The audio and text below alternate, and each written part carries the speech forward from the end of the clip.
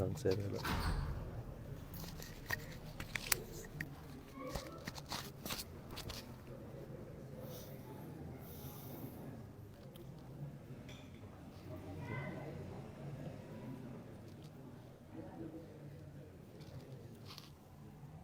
Slide tapi lah, iya bang, ngedongeng bang. Turun. Makin ngedongeng.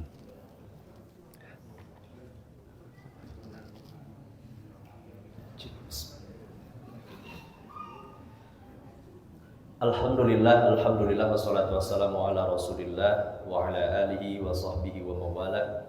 Asyhadu an la ilaha illallah wahdahu la syarika lah wa asyhadu anna Muhammadan abduhu wa rasuluhu alladzi la nabiyya ba'da, amma ba'd.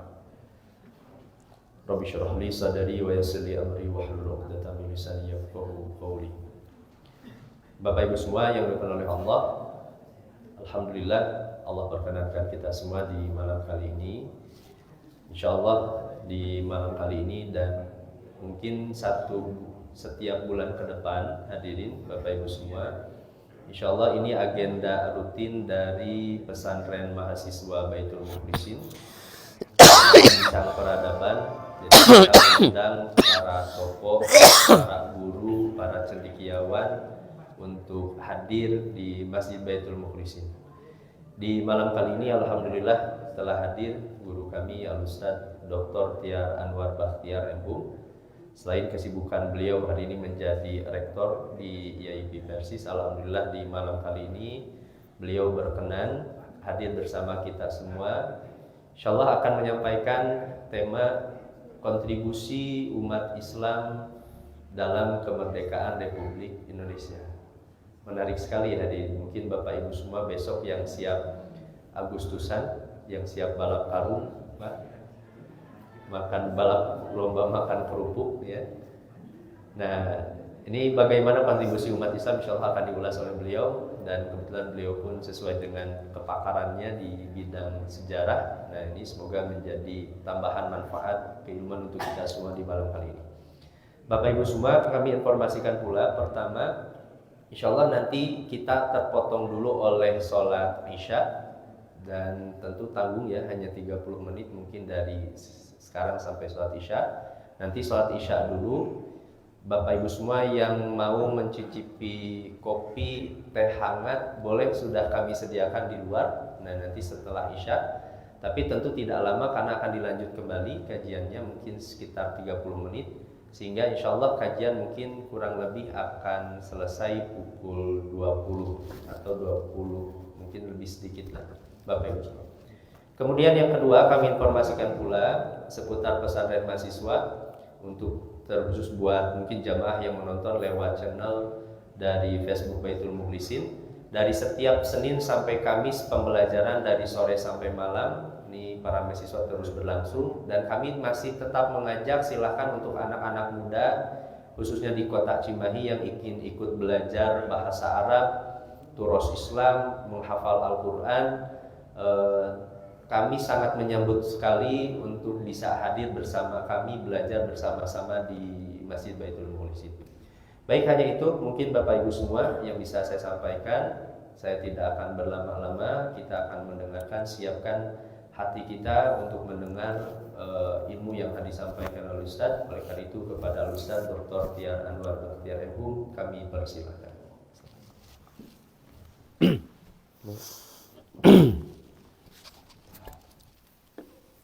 Alhamdulillahirabbil alamin wal aqibatu lil muttaqin wala udwana illa 'alal zalimin. Asyhadu an la ilaha illallah wahdahu la syarikalah wa asyhadu anna Muhammadan abduhu wa rasuluh alladzi la nabiyya wa la rasula ba'dah, amma ba'd. Para hadirin, Bapak Ibu-ibu yang dimuliakan Allah Subhanahu wa taala, alhamdulillah malam hari ini malam 17 Agustus ya. Atau ini mungkin Ustaz Husna ini gara-gara malam 17-an gitu. Tema kita adalah soal kemerdekaan ya.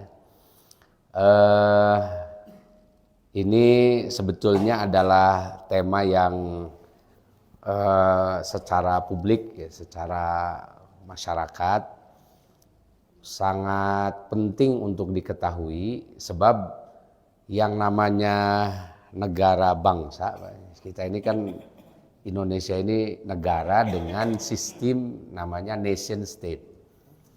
Negara bangsa itu konsep baru. Dahulu tidak pernah dikenal. Ada yang namanya nation state, negara bangsa. Kalau zaman dulu negara itu didirikan oleh sekelompok orang. Nanti membentuk apa yang disebut dengan kerajaan atau monarki. Nah, orang yang mendirikan kekuasaan ini nanti bertugas untuk melayani masyarakat. Jadi makanya yang jadi penguasa itu ya segelintir orang saja. Sifatnya fardu kifayah begitu, Pak. Jadi tidak perlu setiap orang itu dilibatkan ya. Dan raja itu nggak perlu dipilih, Pak. Jadi kita tidak pernah mendengar ada pemilihan umum raja, itu nggak ada, Pak. Itu. Jadi raja seperti di Saudi sekarang masih ada ya, di Malaysia misalnya atau di mana-mana dulu tidak ada pemilihan itu, Pak. Karena gagasan tentang memilih pemimpin itu bukan sesuatu yang mutlak gitu. Maksudnya pemimpin itu harus dipilih sama rakyatnya itu nggak mesti begitu. Zaman baheula cek orang Sunda mah ya. Zaman dulu itu sebetulnya menjadi pemimpin itu berat.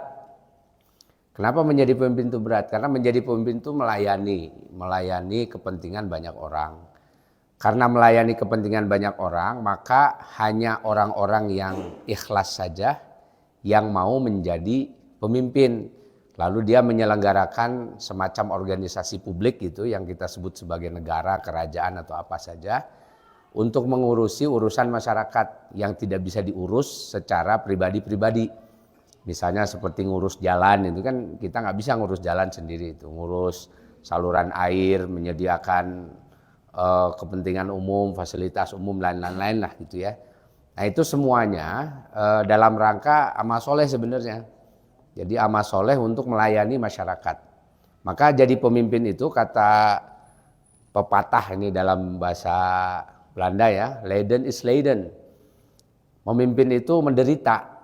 Kenapa memimpin itu menderita? Karena yang namanya memimpin itu melayani masyarakat dan belum tentu masyarakat itu mikirin kita kan itu ya. Karena enggak kita mikirin masyarakat, masyarakatnya belum tentu mikirkan pemimpinnya. Makanya seringkali yang namanya pemimpin yang sungguh-sungguh, pemimpin yang ikhlas, hidup mereka ini memang dalam keadaan yang sulit, ya menderita. Dan kita tahu bahwa pemimpin-pemimpin hebat pada masa lalu, pemimpin-pemimpin besar itu adalah pemimpin yang hidupnya memang dihabiskan untuk melayani umat, melayani masyarakat.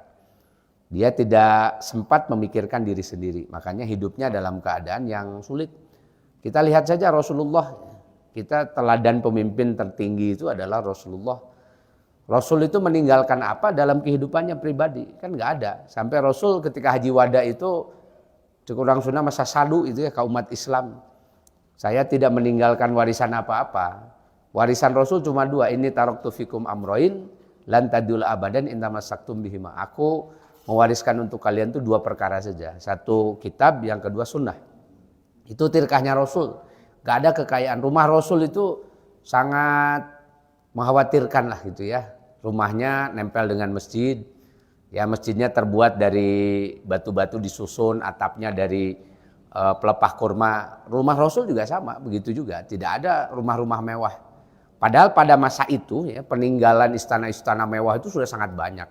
Rasul kalau mau meniru kerajaan Persia atau kerajaan Romawi itu meninggalkan museum ya sangat besar, sekarang masih banyak ya sisa-sisa istana Romawi, atau kaum Ad, kaum Thamud, Petra dan sebagainya, itu kan banyak warisannya. Rasul bisa niru itu, tapi kan Rasul ingin mencontohkan bahwa menjadi pemimpin yang sesungguhnya itu adalah menjadi pelayan, ya, pelayan untuk siapa? Untuk masyarakat. Nah makanya pada masa itu gitu, orang mau menjadi pemimpin itu sifatnya voluntari. Voluntari itu mau menginfakkan waktunya, tenaganya, pikirannya untuk mengurusi masyarakat. Nah, balasan dari Allahnya hebat. Kalau ada pemimpin model begitu, yang masuk surga pertama kali bukan masyarakat tapi pemimpin. Maka kata Rasul, sab'atun yudhilluhumullahu fi dhillihi yauma la dhilla illa dhilluh. Ada 7 orang nanti, 7 kelompok orang yang akan dimasukkan surga oleh Allah Subhanahu wa taala, dilindungi oleh Allah pada hari tidak ada perlindungan selain Allah. Yang pertama itu disebutkan imamun adil. Dia pemimpin yang adil, pemimpin yang dia menjalankan fungsinya melayani. Dia melayani masyarakat gitu. Nah, makanya tidak heran dulu kalau bikin negara gitu ya, pakai kerajaan segala macam, nggak ada yang protes, silahkan aja gitu. Mau bikin kerajaan mangga, mau bikin apa. Karena itu sifatnya tadi itu ya, mau berbuat baik untuk masyarakat, masa ditolak oleh masyarakat kan enggak gitu. Dan siapa yang keluarga yang mau menginfakkan ya, menginfakkan waktunya, pikirannya, tenaganya untuk memikirkan masyarakat, ya tentu diterima oleh masyarakat sebagai kebaikan. Nah, tapi lama-kelamaan dalam perkembangannya banyak pemimpin ini yang ternyata dia berpikir ada potensi dari memimpin itu untuk mendapatkan keuntungan secara pribadi. Nah, terutama pemimpin ini di dalam menjalankan kepentingan publik itu kan bisa menarik partisipasi dari masyarakat yang kita sebut sebagai pajak gitu kan, pajak itu ditarik gitu ya. Nah, sehingga dalam perjalanannya semakin besar satu kerajaan, semakin banyak pendukungnya. Dulu besarnya kerajaan itu diukur oleh seberapa banyak penduduknya. Jadi semakin besar banyak penduduknya, maka semakin besarlah satu kerajaan itu. Nah, berarti kalau semakin banyak penduduk, kontribusi pajaknya semakin besar. Artinya dana yang digunakan oleh si penguasa itu bisa dalam jumlah yang semakin besar lagi. Nah, disitulah mulai terjadi terjadi penyimpangan. Banyak pemimpin yang akhirnya dia sudah lupa dengan tugasnya melayani masyarakat, justru mereka menuntut supaya masyarakat melayani dirinya. Apabila ada masyarakat yang tidak melayani dirinya, maka dia akan melakukan tindakan kekerasan. Karena biasanya penguasa itu dilengkapi dengan kekuatan koersif ya, dia punya tentara gitu ya, dan dia bisa gunakan tentara itu untuk mengintimidasi masyarakatnya.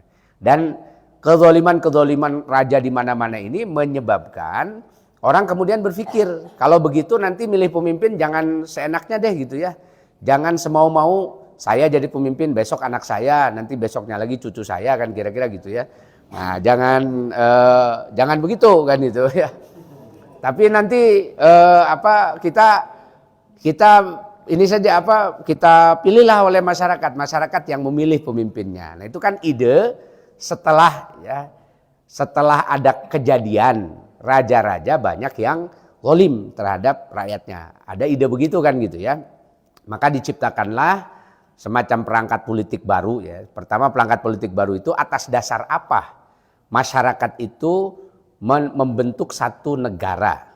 Kalau dulu orang membentuk negara itu ya dinasti saja kan gitu ya. Dinasti, siapa yang mau membentuk negara asal dia punya kekuatan ekonomi, kekuatan militer, dia punya kekuatan jejaring untuk membangun kekuasaan, dibikinlah itu kerajaan. Nah, sekarang idenya apa? Idenya itu masyarakat harus merasa sebagai satu kesatuan. Nah, sehingga masyarakat yang diikat oleh kesatuan itu kemudian mendeklarasikan berdirinya satu negara. Itu asasnya. Itulah yang disebut dengan era yang disebut dengan nation state. Nah, sebab apa yang mengikat masyarakat ini nanti kan harus difikirkan. Yang mengikatnya itu apa? Yang paling mudah di Eropa itu dipraktekkan ya, ketika mereka menghancurkan kerajaan-kerajaan di Eropa, maka ikatan paling enak itu adalah ikatan kultural. Sebagai sama-sama penduduk di satu tempat tertentu dengan kebudayaan yang sama. Jadi masyarakat di satu kebudayaan tertentu, kemudian mereka merasa kita adalah satu bangsa. Nah, inilah yang disebut dengan one nation tuh. Contoh misalnya ya, kerajaan di Eropa itu tadinya cuma 5. Ya, 5 ada kerajaan Romawi.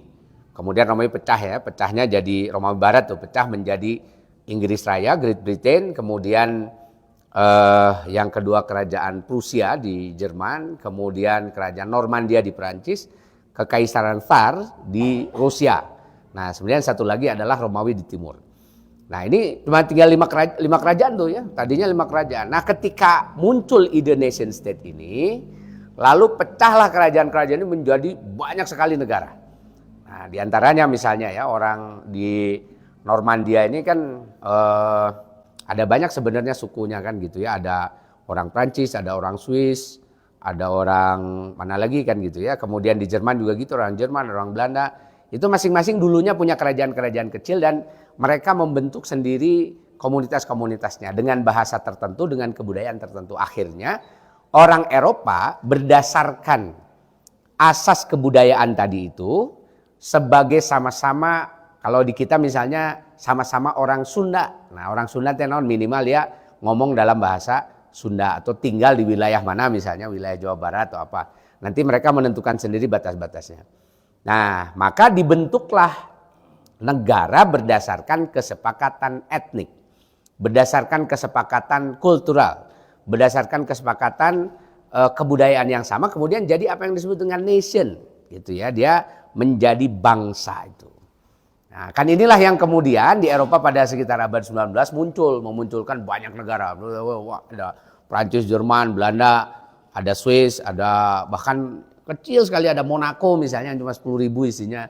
Itu dia karena merasa satu kumpulan kebudayaan yang beda dengan yang lain, dia bikin negara sendiri. Gitu. Kemudian bikin negara yang lebih kecil lagi hanya gara-gara karena ini komunitas penjaga tahta suci Vatikan ya. Maka dibikinlah negara Vatikan, bikin yang isinya, yang luasnya cuma 1,5 kilometer persegi kan gitu ya, kecil sekali. Dan macam-macam, itu sekarang ada sekitar 300 negara di Eropa kan gitu. Dan itu menjadi inspirasi munculnya nation state di seluruh dunia, termasuk di Indonesia gitu. Nah, inilah yang menjadi gagasan disebut dengan nation state. Lalu dasar kebudayaan ini dibangun oleh apa? Jadi kesamaan, mereka merasa sama itu dibangun oleh apa? Salah satunya biasanya mereka akan membangun identitas itu dengan menceritakan silsilah leluhur mereka. Nah, yang disebut nanti dengan sejarah. Nah, jadi sejarah ini misalnya orang Belanda nih. Kenapa Belanda yang misalnya dia beririsan lah dengan Belgia, dengan Jerman gitu ya, dan deket-deket aja. Tapi merasa beda. Saya Belanda, itu Belgia, ini Jerman. Nah, maka orang Belanda bikin sendiri sejarahnya. Padahal zaman dulu nggak ada cerita sejarah Belanda sendiri itu. Tapi setelah Belanda menjadi satu negara sendiri, Belgia sendiri, Jerman sendiri, masing-masing merasa harus menciptakan identitasnya. Saya Belanda, ini saya Jerman, saya Belgia begitu. Lalu dengan cara apa identitas itu diciptakan? Identitas itu diciptakan dengan menceritakan sejarah. Jadi sejarah itu adalah salah satu alat identifikasi. Jadi identifikasi itu dari kata identik lah ya. Nah, identik itu identitas. Identitas itu ada tanda. Jadi kalau identik berarti sama. Satu dengan yang lain itu merasa sama. Jadi kalau orang punya satu identitas berarti dia seolah-olah sama. Nah, sejarah ini kemudian dibuatlah oleh para sejarawan tentu saja atas pesanan dari para pendiri negara baru ini. Kemudian diceritakan ini Belanda ini dulunya begini-begini. Dia beda loh sama Belgia, beda sama Jerman, beda sama dan sebagainya lah kan gitu ya. Dicari-cari aja pokoknya untuk menyatakan identitas itu cari yang samanya, cari yang bedanya dengan yang lain gitu. Itu cara orang menetapkan identitas. Nah, dibikinlah kan itu sejarah ini. Maka ada sejarah Belanda, ada sejarah Jerman, ada sejarah apa gitu. Nah, itu yang kemudian menjadi alat kultural ya, mengikat satu ikatan negara. Nah, makanya nasionalisme itu kalau kata Ben Anderson ya, dia menyebutnya sebagai imagined community. Jadi komunitas yang imajiner. Jadi dia diciptakan oleh apa? Diciptakan oleh apa yang disebut dengan ingatan bersama gitu. Ingatan bersama karena kita sama-sama sebagai orang Belanda dan seterusnya gitu. Nah, nanti identitas lain biasanya akan dibentuk oleh bahasa.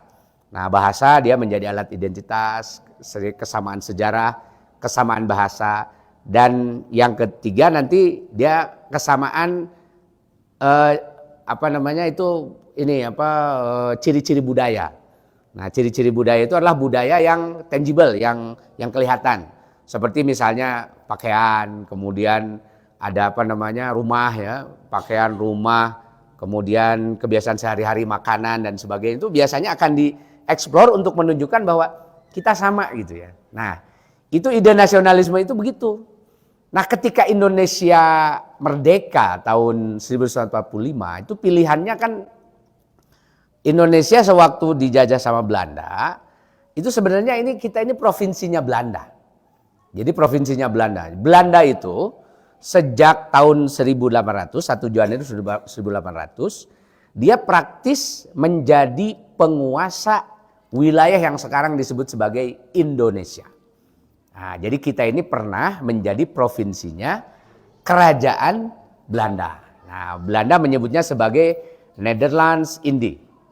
Jadi Nederlands itu negara Belanda, tapi Indie dia adanya di India. Nah, jadi Belanda yang ada di India, maksudnya itu provinsi Belanda yang karena dulu wilayah kita ini disebut Hind. Jadi dari mulai India, Pakistan, India gitu ya. Dulu wilayah di dalam peta itu nggak banyak-banyak ini daerah itu. Daerah itu ada daerah namanya kawasan Jaziratul Arab, kemudian ada kawasan Sind. Sind itu kawasan Iran ya, Asia Tengah. Kemudian ada Sin itu Cina, Asia Timur. Kemudian ada Hind. Nah, Hind itu adalah wilayah dari dari Asia Tengah, Iran lah gitu ya, berbatasannya ke sana ke timur terus. Nah, itu nanti itu wilayah yang disebut dengan India, Hind, berbatasan dengan Sin, Cina ke sananya gitu. Jadi dunia yang dibagi beberapa saja. Nah, dalam peta lama ya. Nah, wilayah kita ini disebut sebagai Hindia. Cuma Indianya itu karena sebelah timur, maka disebut sebagai East India atau Hindia Timur. Ya, India sebelah timur kan gitu. Nah, ketika Belanda menguasai wilayah ini, Belanda menyebutnya ini adalah India milik Belanda. Maka disebutnya Hindia Belanda. Tuh, jadi ini kawasan punyanya Belanda. Jadi kita sempat ya Indonesia itu dipimpin sama pemimpin yang kafir-kafir, Pak. Itu karena tidak ada satupun raja Belanda yang muslim ya. Padahal mayoritas muslim nih. Tapi kita adalah provinsi yang dikuasai oleh kerajaan Belanda. Dan zaman dulu tuh biasa gitu ya, jauh-jauh begitu biasa. Utsmani misalnya ya. Utsmani itu wilayah kekuasaannya luas sekali. Itu lebih luas daripada Belanda. Karena Utsmani itu menguasai wilayah Anatolia, Eropa Timur, kemudian Timur Tengah semuanya ya, kawasan Arab, Afrika Utara itu dikuasai oleh Utsmani. Luas sekali wilayah kekuasaannya itu. Nah, ini kalau Belanda dia punya kekuasaan di tempat jauh itu juga biasa juga gitu ya. Jadi hal yang sudah biasa. Nah, tapi karena kepemimpinan Belanda ini bermasalah di Indonesia, dia sejak 1 Januari 1800 ya sampai ke tahun 45 itu ya, 42 sebenarnya karena nanti diserahkan Jepang. Sampai tahun 42 hampir 1,5 abad, Belanda ini banyak masalah dengan masyarakat. Jadi dia sebagai pemimpin ternyata tidak memberikan keadilan, tidak memberikan kesejahteraan. Makanya orang Indonesia marah. Itu walaupun sebetulnya orang Belanda juga nggak bisa disalahkan sepenuhnya. Kenapa nggak bisa disalahkan sepenuhnya? Kezoliman yang dilakukan oleh pemerintah Hindia Belanda itu tidak sepenuhnya dilakukan oleh orang Belanda. Tapi orang Belanda ini berkolaborasi, bekerja sama dengan orang pribumi. Sebab orang Belanda di Indonesia itu cuma 2.000 orang aja, Pak. Bayangkan ya 2.000 mimpin waktu itu jumlah penduduk kita sekitar 50 sampai 70 juta lah kan gitu ya. 70 juta. Orang Belanda cuma 2.000 ada di, kalau plus tentara macam-macam lah pedagang gitu sekitar nggak nyampe 200.000 ya. Dengan pejabatnya cuma 2.000 aja. Ini pejabat Belanda itu. Tentu saja dia hanya menempati jabatan-jabatan kunci saja. Jadi jabatan yang paling puncak, kemudian jabatan kunci. Kalau yang umum itu dia jadi gubernur jenderal, kemudian di bawahnya ada namanya residen ya. Residen itu gubernur. Nah, kemudian kalau di ketentaraan dia cuma jenderal sampai kolonel, bawahnya nanti semuanya orang pribumi, Mbak. Nah, jadi yang namanya pemerintah Hindia Belanda itu dijalankannya sebenarnya sama orang pribumi juga. Gitu. Jadi tapi bosnya Belanda gitu. Dan nanti pajak-pajak itu sebagiannya itu dikirim ke Belanda. Sebenarnya Belanda itu dia punya program kan banyak ya untuk meningkatkan ekonomi Belanda itu. Jadi antara program yang paling populer itu namanya kalau di Jawa Barat namanya Prangerstelsel ya. Nanti dibikin program umum namanya Kulturstelsel. Nah, Kulturstelsel itu budaya tanam. Jadi karena waktu itu kan komoditas ekonomi itu adalah pertanian ya. Jadi orang-orang disuruh nanam produk yang bernilai ekonomi tinggi. Nah, waktu itu produk yang bernilai ekonomi tinggi itu macam-macam, Mbak. Ada satu masa itu nilam. Nah, mungkin kita udah nggak pernah tahu ya nilam itu. Nilam itu adalah semacam pohon yang nanti menghasilkan buah dengan berbagai warna-warna. Ada biru, ada kuning, ada merah. Nah ini si buahnya ini nanti digunakan sebagai pewarna pakaian, pewarna macam-macam itu, terutama pewarna pakaian. Nah, itu jadi komoditas internasional. Yang kedua, sebelum nilam sebetulnya rempah, Pak. Rempah itu seperti lada, kemudian ada cengkeh dan sebagainya, itu adalah komoditas yang secara internasional nilai ekonominya tinggi itu, dan itu ditanam di mana-mana. Ditanam di mana-mana. Setelah itu nanti ada kopi, ada teh, ada macam-macam. Sebenarnya secara nilai ekonomi itu tinggi, cuma persoalannya cara-cara Belanda supaya dia mendapatkan keuntungan dan aman menjalankan programnya itu, dia kemudian menerapkan sistem namanya kultur prosenten. Kultur prosenten itu adalah persentase tanam. Jadi persentase tanam itu gini. Jadi kalau harga di pasaran internasional kopi misalnya ya, katakan 100 gulden. Maka Belanda nanti akan memberikan kepada bupati upah untuk supaya bupati itu mau mengawasi tanam dan memerintahkan supaya anak buahnya itu masyarakatnya nanam. Itu namanya kultur persenten, kasih 10%. Itu udah hilang ya 10%. Terus nanti dari atasnya si bupati itu dia nanti ngupah lagi ke bawahnya, terus saja sampai ke bawah. Jadi akhirnya ke petani itu walaupun harganya 100, petani hanya mendapatkan pembelian misalnya cuma 40 aja. Gitu. Jadi karena di tengah jalannya geus leungit, Pak. Tah sebenarnya mah geus kebiasaan di zaman Walanda, Pak. Gitu. Jadi kalau kita dapat bantuan 1 miliar kemudian Bapak cuma dapat 500 juta, ulah aneh, Pak. Itu warisan kolonial itu ya. Tapi kalau kita datang ke Belanda, di Belanda mah nu kitu teh. Gitu. Jadi coba kita datang ke Belanda, orang Belanda itu disiplin sekali gitu. Jadi kalau anggaran tuh 1 miliar gitu harus sampai. Paling ya potong pajak segala macam gitu, terus gitu. Nggak boleh ada yang mengurangi situ. Kalau ada yang mengurangi, udah langsung kena pasal korupsi dan hukumannya setengah mati itu. Tapi kenapa ketika Belanda ada di Indonesia, dia kejadiannya seperti Indonesia. Oh, sing orang ini mah lain pegawaian Walanda gitu. Itu kebiasaannya orang Indonesia memang kan gitu. Jadi orang Indonesia itu banyak yang pengen untung dari enteng gitu ya. Jadi dia pokoknya mah ongkang-ongkang kaki, yang penting dapat setoran kan gitu. Coba sekarang ya di kita ini orang-orang paling kaya itu adalah pengurus parpol, Pak. Itu anggota dewan, pengurus parpol, aktivis partai. Pertanyaannya kerjaan mereka apa? Ah kan nggak jelas kan gitu ya. Disebut dagang naon, itu punya dagang sorak. Gitu kan? Kan itu. Dagang enggak kan gitu. Kerja apa yuk? Yang namanya juga sidang, Pak. Sidang-sidang itulah di paling oge berapa itu sehari kasih honor sidang. Honor mikir, saya kira lebih capek mikir ustadz sama dosen, Pak, daripada anggota dewan itu. Jadi kalau kita menggaji anggota dewan misalnya sebulan berapa itu? 60 juta kan untuk pikiran anggota dewan yang saya kira terlalu mewah ya untuk digaji 65 juta per bulan itu. Belum lagi nanti kan dia punya staf ahli, salapan staf ahli nauge digaji kabeh ku negara. Hanya menghasilkan undang-undang segitu mungkin pikirannya juga nggak terlalu berat-berat kan gitu, tapi dia dapat untung. Belum lagi nanti dia dapat biaya reses. Belum lagi nanti dapat fasilitas-fasilitas. Fasilitasnya luar biasa, Pak. Gitu. Nah, itu kebiasaan para pejabat kita di Indonesia ini kayak gitu, Pak. Kalau sudah jadi pejabat, dia merasa bahwa dia harus mendapatkan privilege. Jadi mendapatkan fasilitas dari duit pajak gitu kan gitu ya. Jadi dia yang harus paling menikmati pajak. Makanya kerjaannya nggak jelas, tapi kekayaannya jauh melebihi orang yang kerjanya capek banget kan gitu ya. Coba bapak-bapak itu yang kerja dari pagi sampai malam gitu ya, sampai wah pusing gitu ya.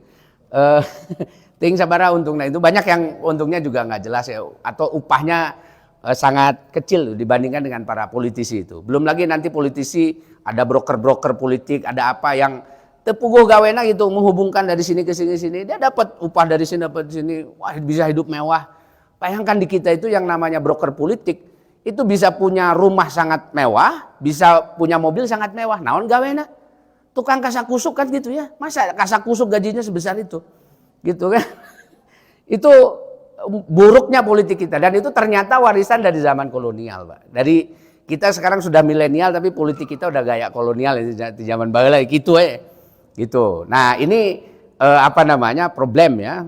Problem yang menyebabkan masyarakat dulu itu ketika zaman kolonial Masyarakat tuh nggak menikmati. Harga kopi anu sakitu mahalna dalam di pasar internasional. Kenapa petani itu sampai kata Clifford Gate dia mengalami namanya involusi, Pak.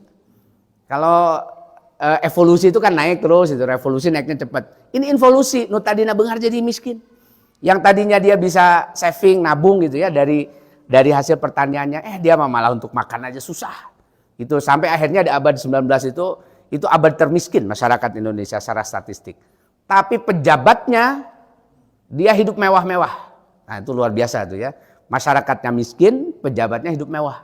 Itu. Nah, itulah yang terjadi ketika Belanda ada di Indonesia itu gitu. Nah, makanya waktu itu kan para pemimpin masyarakat yang nggak bisa diam kan gitu ya. Nggak bisa diam itu terutama yang nggak bisa diam itu adalah para pemimpin yang setiap hari dicurhati oleh masyarakat. Nah, pertanyaannya siapa yang setiap hari dicurhati masyarakat itu? Ternyata yang setiap hari dicurhati masyarakat itu masyarakat hanya punya tempat bicara itu adalah para kiai di pesantren. Jadi karena mereka sudah tidak lagi merasa punya pemimpin ya, kepala desa dulu namanya Demang. Di atasnya Demang ada Wadana, di atasnya Wadana ada Bupati. Gitu. Jadi bupati mereka sudah jadi antek Belanda, Demangnya juga begitu, Wadananya juga sama. Jadi mereka itu mau berharap sama siapa? Itu akhirnya satu-satunya tempat orang-orang masyarakat curhat itu adalah para kiai. Jadi kiai itu yang ngual poe ya masyarakat teboga beas datang ke kiai, Pak Kiai dinten ieu teu gaduh beas. Bade tuang naon abdi kan gitu ya. Akhirnya kan kiai itu jadi macam-macam lah gitu. Aya nu gering kan disangkana kiai teh sakti merenya kan gitu. Nu gering teh datang ke kiai. Pak Kiai abdi gering naon yang bisul dina bujur. Nah, itu dia di tempat datang orang nggak punya beras, orang yang sakit, orang yang masalah di rumah tangga, wah macam-macam lah sampai si kiai nage pusing kan. Kiai diajar naon itu kan kiai teh diajar maca kitab itu kan itu ya. Diajar nahu sorob, pilaku nu teboga beas erek dibere teori nahu sorob kan itu maca ger. Atau nu gering dibere alpiah kan itu nggak bisa kan itu. Nah, akhirnya kan si kiai ini mikir ini berarti sudah parah ini. Masyarakat ini sudah sudah sampai pada titik nadir mereka itu udah nggak bisa mikir lagi. Gitu ayeuna mah leuheung alhamdulillahnya nu garering taranya udah datang ke ustad itu. Kan ya datangna ke dokter lah kan ke rumah sakit segala macam berarti udah agak normal itu. Teboga beas datang ke PRT gitu lain datang ke ustad. Nah, jadi dulu itu sampai begitu sampai akhirnya kemudian para kiai inilah yang pada akhirnya ya memikirkan bagaimana mencari solusi-solusi itu kan gitu ya, mencari cara untuk menyelesaikan problem semacam ini kan gitu ya. Dan akhirnya kan tidak ada cara lain ya kecuali para kiai ini kan ya tentu mencari pejabat-pejabat yang masih bisa diajak bicara. Nah, ternyata tidak semua pejabat bobrok, tidak semua pejabat bermewah-mewah gitu ya. Masih ada pejabat yang bisa diandalkan. Misalnya di Keraton Mataram ya, para kiai ini masih punya orang yang bisa diajak bicara namanya Raden Ontowiryo atau kita lebih mengenal namanya Pangeran Diponegoro ya. Nah, itu Pangeran Diponegoro ini dia anak Sultan Hamengkubuwono II. Kemudian dia tapi dari istri selir ya, jadi dia tidak jadi raja, nanti yang jadi raja adiknya itu dari Permaisuri. Nah kemudian, Pangeran Diponegoro ini dia punya jabatan tentu saja sebagai anak raja di di keraton itu, dan dia adalah orang yang sejak kecil itu dia sudah sangat melakukan kritik protes ya kepada apa yang terjadi di istana itu.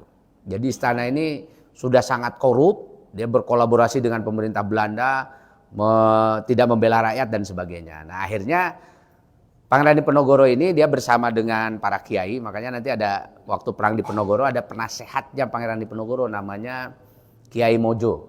Nah, kita suka lupa kalau nyebut Pangeran Diponegoro itu, lupa nyebut mitra paling strategis dari Pangeran Diponegoro namanya Kiai Mojo.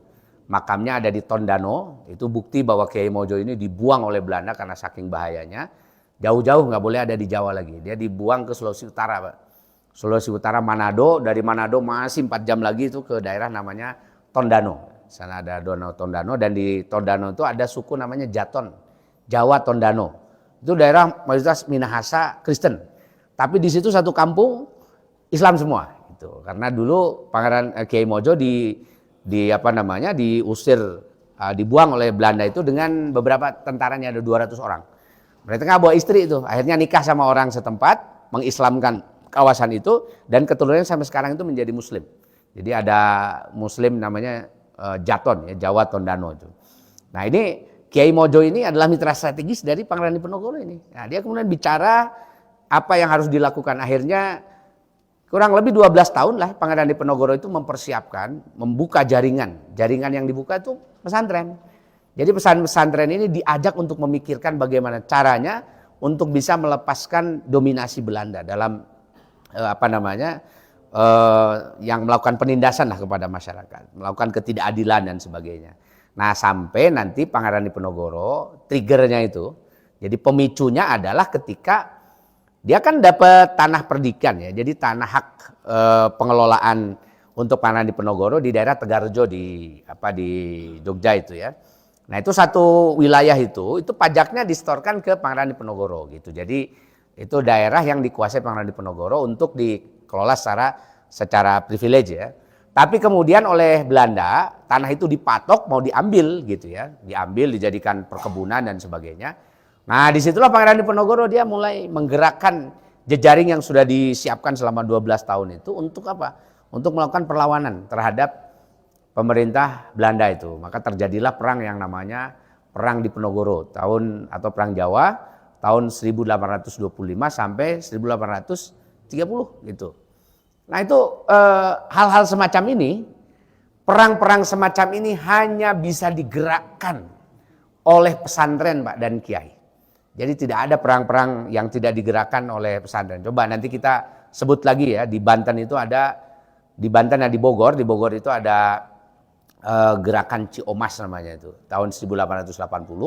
Lalu di Banten itu ada gerakan Haji Wasid tahun 1888. Nah ini dua-dua ini yang 1880 itu diteliti oleh dosen supervisor saya ya waktu saya S3. Dia neliti tentang gerakan di Ciomas. Kemudian 8 tahun berikutnya itu ada gerakan di Banten. Siapa yang menggerakkan perlawanan terhadap Belanda yang sangat menakutkan Belanda. Sampai si Belanda itu gara-gara trauma Perang Diponegoro, mereka akhirnya melakukan banyak negosiasi dan menuruti apa yang diinginkan oleh para pemimpin gerakan ini. Dan ternyata pemimpin gerakan ini dan juga pendukung-pendukungnya itu adalah kiai dari pesantren. Haji Wasid misalnya ya, dia seorang kiai pemimpin tarekat di Banten, kemudian juga di Ciomas juga begitu dan di Bogor ya. Dan ini menjadi satu gerakan yang cukup masif dan bisa menekan Belanda. Nah makanya gara-gara banyak gerakan semacam ini tahun 1900 si Belanda mulai mikir kayaknya ini harus memberikan pelayanan langsung oleh Belanda kepada masyarakat. Maka tahun 1900 itu ada namanya politik etis Pak, politik balas jasa Belanda. Jadi si Belanda ini dia nanti bikin kebijakan sekarang orang pribumi boleh sekolah. Bayangkan tuh Pak, dia sudah lebih 1 abad, bahkan mungkin sudah 2 abad dengan zaman VOC itu. Dia buka sekolah, yang sekolah cuma orang Belanda aja Pak. Yang boleh sekolah itu orang Belanda, anak bupati, anak pejabat tuh boleh sekolah. Yang lain masyarakat nggak boleh sekolah. Jadi masyarakat tuh kalau ada cerita, wah Kartini misalnya, Kartini dia menceritakan pembantunya nggak sekolah yang perempuan. Jangankan pembantu perempuan Pak, orang biasa laki-laki aja itu, kalau dia bukan anak pejabat, nggak sekolah sama itu, buta huruf. Karena memang Belanda itu politiknya adalah mempertahankan kebodohan masyarakat supaya dia bisa mengendalikan mengendalikan masyarakat itu. Jadi terlalu didramatisir ya cerita soal Kartini itu. Ada pembantu perempuan nggak sekolah, nggak cuma perempuan, laki-laki sama juga nggak sekolah juga. Orang ini bodoh-bodoh dibiarkan. Akhirnya dibuka sekolah, tapi telat. Jadi kemarahan masyarakat sudah memuncak. Nah makanya nanti dari gerakan-gerakan pesantren ini tahun 1900 mulai muncul gerakan perlawanan terhadap Belanda yang digerakkan oleh kelompok intelektual muslim yang jumlahnya sedikit sekali waktu itu. Jadi intelektual muslim, jadi yang sekolah dari kalangan Islam itu sedikit. Baik itu sekolah ke Timur Tengah maupun sekolah ke Belanda jumlahnya sedikit. Tapi mereka ketika kembali bertemu dengan para haji ini, para tokoh-tokoh dari pesantren, akhirnya mereka memulai satu moda gerakan baru. Nah, gerakan barunya itu nanti disebut sebagai, kita sekarang menyebutnya gerakan ormas ya. Padahal dulu itu gerakan politik, Pak. Nah, itu misalnya berdiri namanya Sarekat Islam 1900 SDI, Sarekat Dagang Islam 1905. Kemudian ada Sarekat Islam 1911. Kemudian Muhammadiyah 1912. Persis 1923, Al-Irsyad 1914 ya. Kemudian ada NU 1926. Itu semuanya gerakan politik. Tidak ada yang tidak gerakan politik karena gerakan ini didirikan untuk apa? Untuk menjadi jembatan masyarakat menyampaikan protes kepada pemerintah. Itu.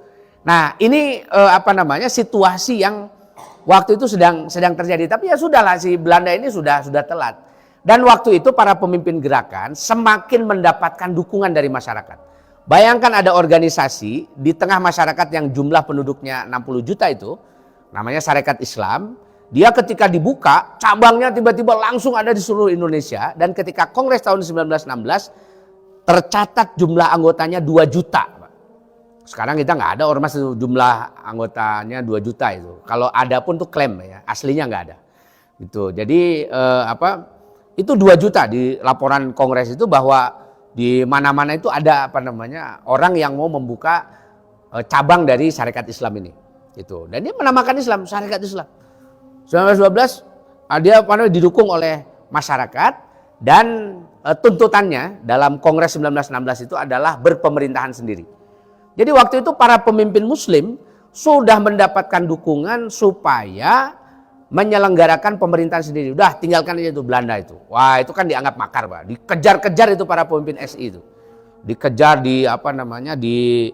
diintimidasi dan sebagainya. Sampai akhirnya Belanda kelimpungan, gimana caranya mereka bisa meredam itu semua. Akhirnya dibuatlah nanti ada banyak kebijakan gitu ya untuk meredam itu semua. Tapi pesannya adalah para pemimpin Islam inilah yang paling depan, yang pertama kali menyuarakan kemerdekaan.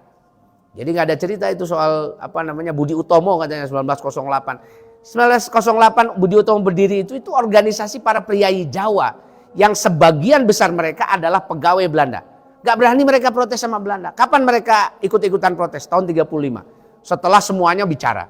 Jadi telat sekali itu si Budi Utomo itu. Jadi dia kalau dianggap sebagai pelopor kebangkitan nasional itu saya kira omong kosong itu ya. Jadi tidak tidak berdasarkan fakta yang sesungguhnya di lapangan itu.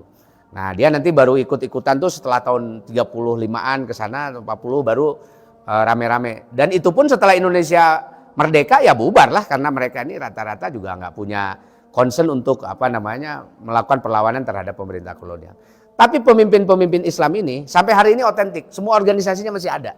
Dari SI masih ada, Al-Irsyad masih ada, Persis masih ada, Muhammadiyah masih ada, mana-mana lagi gitu ya, NU masih ada sampai sekarang. Itu pertanda bahwa vitalitasnya itu tidak terganggu dengan Indonesia sebelum merdeka ataupun sesudah merdeka dengan visi yang sama. Nah, ini kita harus memberikan penekanan di sini itu, bahwa para pemimpin Muslim inilah yang dia pertama kali menyuarakan harus berpemerintahan sendiri. Cuma persoalannya begini. Persoalannya ketika Belanda dihantam, nah waktu itu para pemimpin ini mikir, kalau seandainya Belanda diusir dari Indonesia, siapa yang nanti akan menjadi pemimpinnya? Kan cuma 2 alternatifnya. Belanda itu menaklukkan para raja. Jadi raja itu banyak sekali tuh. Dan bahkan raja-raja ini diangkat menjadi bupati oleh Belanda. Jadi mereka takluk sama Belanda, diangkat jadi bupati-bupati. Kalau seandainya dikembalikan lagi Indonesia kepada para raja, tentu saja jadi aneh. Kan ini raja-raja sudah jadi anteknya Belanda.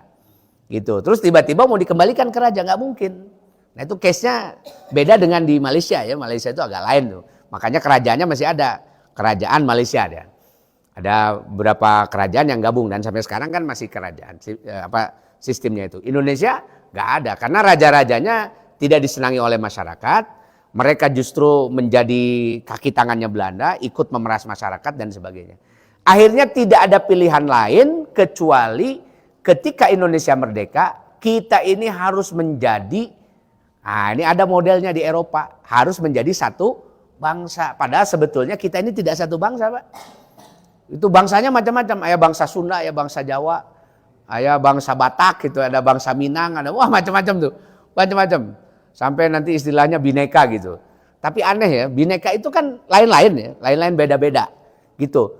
Tapi kok bineka jadi keseragaman? Itu namanya bukan bineka, Pak, kalau menyeragamkan. Gitu sehingga kamarinu non itu pas kibra itu kalau bineka dibiarkan saja beda-beda tuh kan gitu ya. Ada pakai kerudung kunaon dilarang. Kan teka harti alasannya kebinekaan. Itu kudu diajar deh ya si profesor teh. Teu apal gitu bineka teh beda-beda. Kan itu. Kan bineka walaupun sebenarnya kalau secara bahasa bi itu kan dua ya, bineka itu dua jenis. Kalau macam-macam tuh aneka bukan bineka. Nah, tapi intinya kita kan sudah menggunakan istilah bineka tunggal ika kan gitu ya. Itu istilah dulu zaman Majapahit. Jadi dua itu Hayam Wuruk dengan Gajah Mada. Nah, itu kan dua itu. Nah, itu disebut bineka tunggal. Jadi dua dia jadi satu gitu. Nah, itu istilah zaman Majapahit, tapi dipakainya walaupun salah kaprah ya. Tapi kita memaknai bineka itu kan kebinekaan. Kebinekaan itu maknanya adalah keanekaan ya, bukan bineka. Jadi keberbedaan ini beda-beda segala macam itu. Tapi kemudian diikat oleh satu kesatuan yang sama, yaitu dianggap sebagai satu bangsa. Nah, makanya sebetulnya kan kalau kita ngomong soal kebinekaan, nah bukan menyeragamkan. Itu kan ngaco, itu masa bineka jadi sarua kan. Bineka mah kan beda gitu. Masing-masing punya ininya punya kekhasannya sendiri-sendiri gitu. Nah, sampai akhirnya kemudian karena ini harus merdeka dengan satu sistem baru, dibuatlah satu istilah baru. Nah, kita menciptakan satu nama yang tidak pernah dikenal sebelumnya, namanya Indonesia. Kenapa harus nama Indonesia? Sebab kalau namanya Jawa, yang Sunda nolak. Gitu kan, masa kita bangsa Jawa ada abdi mas Sunda? Gitu. Yang Batak apalagi kan gitu. Apa itu Jawa kan gitu ya. Misalnya gitu. Jadi yang Batak nggak mau, yang mana-mana nggak mau gitu. Akhirnya cari kata yang orang Indonesia sendiri nggak kenal. Orang Jawa nggak kenal, orang Sunda nggak kenal. Udah apa itu namanya? Indonesia lah. Setuju semuanya. Karena bukan bahasa dari wilayah ini, itu bahasa Latin, Pak. Kan anehnya, ayah negara di mana ini, di wilayah yang bukan pakai bahasa Latin, tiba-tiba namanya pakai bahasa Latin, Pak. Indonesia. Indonesia, soalnya apa kepulauan artinya. Itu ini Indonesia ini dari bahasa asing. Tapi ya begitulah, gitu. Karena Indonesia itu bukan dari mana-mana, jadi udah pakai aja itu. Karena kita nggak pernah kenal itu, jadi ini nama baru. Ya nama baru Indonesia, baru dikenal tahun 1920-an ya. Nah, itu diusulkan dan akhirnya jadi Sumpah Pemuda itu, Pak, gitu ya. Atau sebenarnya Kongres ya, rekomendasi Kongres. Kita bentuk bangsa baru, apa namanya? Indonesia. Nah, jadi Indonesia ini nama untuk berbagai bangsa yang macam-macam ini. Kita berjuang bersama-sama untuk apa? Untuk mendirikan negara baru. Akhirnya 1945 itu 17 Agustus, nah didirikanlah itu negara baru itu. Nah namanya Indonesia. Dari macam-macam suku itu. Jadi kalau ada yang mengklaim, Mbak, Indonesia itu misalnya ya, ini adalah usul dari Ba'alawi misalnya, orang Arab itu agak rame. Ya, katanya ini 17 Agustus ini Habib naon gitu, ini Habib apa segala macam lah. Itu pasti omong kosong, Pak, itu omong kosong. Ini dia mana ada ceritanya orang-orang Arab sejauh-jauh, orang Arab datang ke Indonesia itu rek digawe itu ya. Dia kesini itu jadi pekerja, makanya orang Arab itu ya macam-macam. Dulu itu banyak pegawai-pegawai Belanda itu adalah orang-orang Yaman itu ya. Ba'alawi itu pegawai Belanda.